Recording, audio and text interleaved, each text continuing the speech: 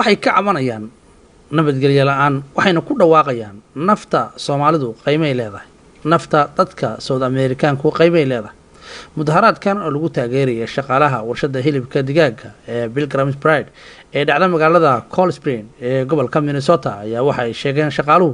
inay caqabado badan oo dhanka caafimaadka kala kulmeen shirkadda iyagoo sheegay in laga helay xanuunka COVID-19 in ka badan 400 oo Soomaali u badan waxayna sheegeen in aysan ku haysan warshada dhexdeeda waxyaalaha lagu xakameeyay xanuunka COVID-19 iyagoo dalbanaya in ay helaan cadaalad shirkaduna dhowrto xuquuqda shaqaalanimo sida uu sheegay Maxamed Goon Cabdixakiin hawshan waxa soo qaban qaabiyay 3 hay'adood oo labana Latino ay tahay midna hay'adna aan u shaqeeyo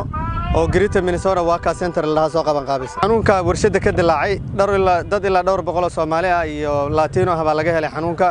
warshaduna ilaa hadda way qaran laadahay shaqaalaha ku mudaharaaday afafka hore ee shirkadda Pilgrim's Pride qaybteeda magaalada Cold Spring oo ayadu soo saarta hilibka digaaga ayaa waxyaalaha ay ka cabanayeen waxa ugu darnaa inaysan warshadu u hoggaansamin shuruucda gobolka ee loo dajiyay warshadaha hilibka xilliga lagu guda jiro xanuunka COVID-19 walaal waxaan ka mudaharaadayaa kambaniga dhibaatada uu noo geysanayo waxaan ahayn kambaniga dadka shaqeeyo kambaniga waan ku xanuunsanay waxaan ka doonaynaa kambaniga inuu xiro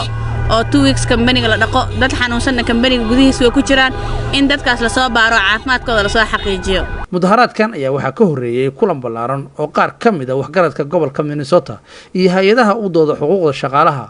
waxay gorfeeyeen in warshada 2 week la xiro si loo hubiyo caafimaadka shaqaalaha loona diro baaritaan iyadoo la raacayo sharciyada hay'adda xakamaynta iyo ka hortagga xanuunka dalka Mareykanka ee lagu magacaabo CDC iyadoo 2 asbuuc ay warshadu xiran tahay baaritaan iyo bixinta mushaaraadkooda lagu waajib yeelo siday tirada shaqaaluhu ay Soomaalida ay ugu badan yihiin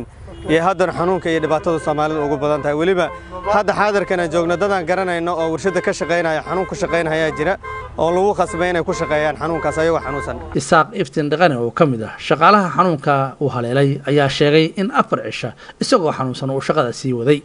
kambaniga ayaan ku xanuunsaday habeen anoo shaqada soo galay 2 habeenimo ay tahay ayaan xanuun dareemay wax fasax ma aan helin markaan supervisor-adeedii iyo neeriskay managerada aan la xiriiray wax fasax ma aan helin 3 beri ayaan dib u soo shaqeynaa anigoo xanuunsan Cabdullaahi oo kamid ah dadka xanuunka ka qaaday warshada sida uu ii sheegay ayaa waxa uu ka cabanayaa inaysan jirin taxadar wuxuuna shirkadda ku eedeeyay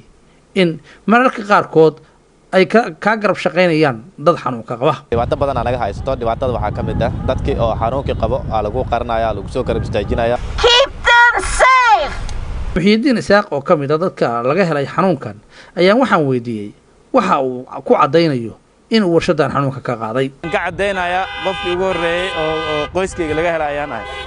magaalada St Cloud ayaa waxa lagu tiriyaa goobaha uu aad xanuunkan u saameeyay Maxamed Buraale oo kamid ah shaqaalaha warshada ayaa sheegay inay iyagu faafiyeen oo magaalada iyo goobaha laga adeegtaba u qaybiyeen waa sida uu hadalka u dhigay xanuunka anagoo noogeen dad magaalada dhan aan qaasina magaalada St Cloud xaafadii dhan aan geenay meelaha laga soo adeeganay xanuunka dhamaantood anaka geenay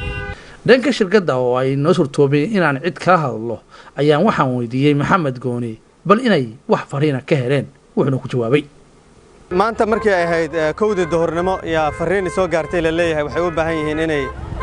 bulshada Soomaalida la hadlaan laakiinse waxaan anigu u arkay inay doonayaan in banaanbaxan ay lagu joojiyo oo ay rabeen in banaanbaxan maanta inuu soo dhicin in ula jeedadooda ay ahayd marka waan arki doonaa ilaa bari haddana wixii ka soo baxa Cabdixakiin Cabdi Ismaaciil warbaahinta qaranka